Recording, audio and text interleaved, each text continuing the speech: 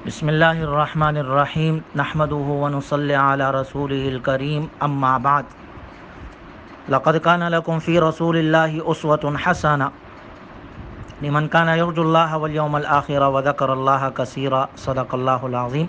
محترم سامعین، آج آپ حضرات کے سامنے جناب رسول اللہ صلی اللہ علیہ وسلم کی سیرت مبارکہ، آپ صلی اللہ علیہ وسلم کی حیات مبارکہ، 63 سالہ زندگی جو آپ نے دنیا میں گزاری، اس کا خلاصہ آپ کے سامنے پیش کرنا ہے۔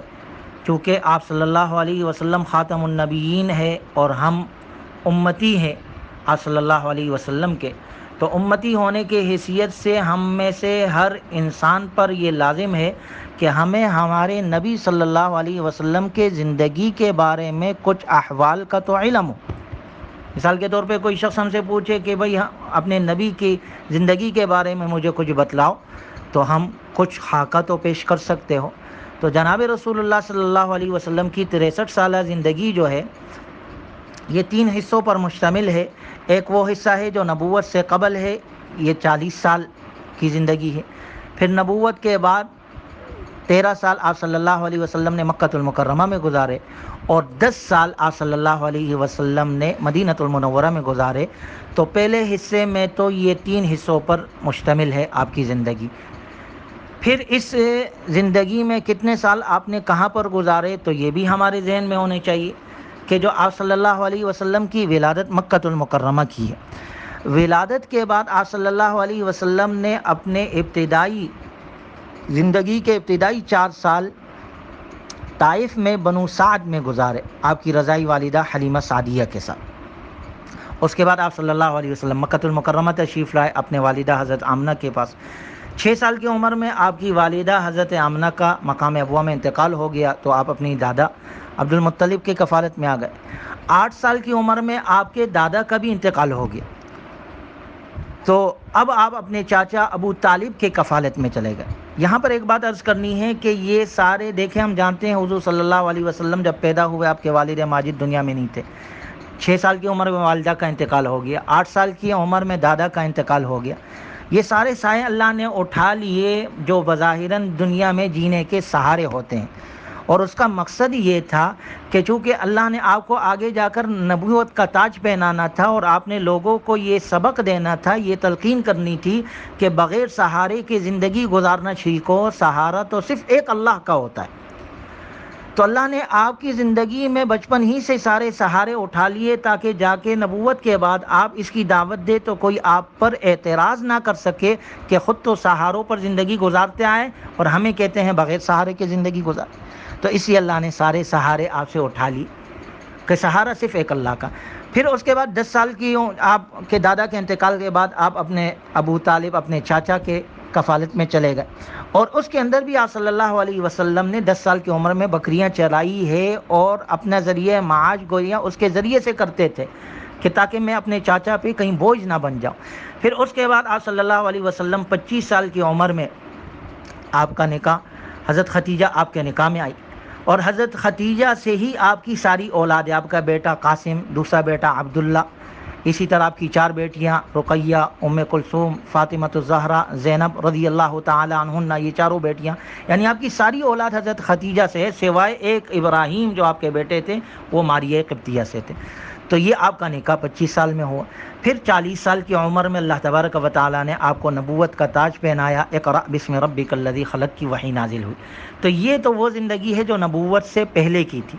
اس کے بعد پھر جب آپ کو نبوت عطا ہوئی، تو چونکہ ہم سب یہ جانتے ہیں جناب رسول اللہ صلی اللہ علیہ وسلم کو جب نبوت ملی تو قرآن کریم 23 سال کے عرصے میں نازل ہوا، اور اسی 23 سال کے عرصے کو نبوی زندگی کہا جاتا ہے، نبوت والی زندگی۔ اس میں 13 سال آپ صلی اللہ علیہ وسلم نے مکۃ المکرمہ میں گزارے، اور ان 13 سالوں میں آپ نے صرف دعوت دی، توحید کی دعوت، اسلام کی دعوت دی، اور اسلام کی دعوت اس میں بھی 3 سال خفیہ دعوت دی، پھر 10 سال آپ نے اعلانیہ دعوت دی۔ انہی سالوں میں جب آپ نے دعوت اعلانیہ شروع کی تو صحابہ میں سے بعض صحابہ نے حبشہ کی طرف ہجرت کیے، 2 مرتبہ حبشہ کی طرف ہجرت ہوئی۔ پھر اسی طرح نبوت کے 7ویں سال سے 10ویں سال تک مکۃ المکرمہ میں آپ شعب ابی طالب میں رہے، جہاں آپ سے مکے والوں نے مشرکین نے بائیکاٹ کیا۔ نبوت کے 10ویں سال جو ہے وہ عام الحزن کہلاتا ہے، جو آپ صلی اللہ علیہ وسلم کی زوجہ حضرت خدیجہ کا انتقال ہوا، اور ابو طالب جو جس کی آپ کا کفالت میں تھے، آپ کے چاچا، ان کا بھی انتقال ہوا۔ اس کے بعد آپ نے طائف کا سفر کیا، وہاں سے پھر واپس ہوئے تو اللہ نے آپ کو معراج کا سفر کرایا، آپ کو نماز عطا ہوئی۔ اس طرح 13 سال مکۃ المکرمہ میں پورے ہوئے۔ اس کے بعد 13 سال کے بعد اب آپ نے مکۃ المکرمہ سے ہجرت کی مدینہ المنورہ کی طرف۔ اب جب مدینہ المنورہ آپ گئے تو 10 سال آپ نے مدینے میں گزارے، اور مدینہ المنورہ میں آپ نے سب سے پہلے مسجد نبوی کی تعمیر کی۔ اس کے بعد پھر مہاجرین اور انصار صحابہ میں مخاوات کیا، یعنی بھائی چارگی پیدا کی۔ اس کے بعد پھر غزوات کا سلسلہ شروع ہوا۔ غزوہ بدر سب سے پہلا غزوہ ہے، اس کے بعد پھر احد ہے، پھر غزوہ خیبر ہے، خندق ہے، صلح حدیبیہ ہے، پھر فتح مکہ سن 8 ہجری میں ہوا، پھر سب سے آخر میں غزوہ حنین ہوا، اور اس کے بعد حجۃ الوداع ہوا۔ اور حجۃ الوداع کے بعد آپ صلی اللہ علیہ وسلم واپس آئے مدینہ المنورہ۔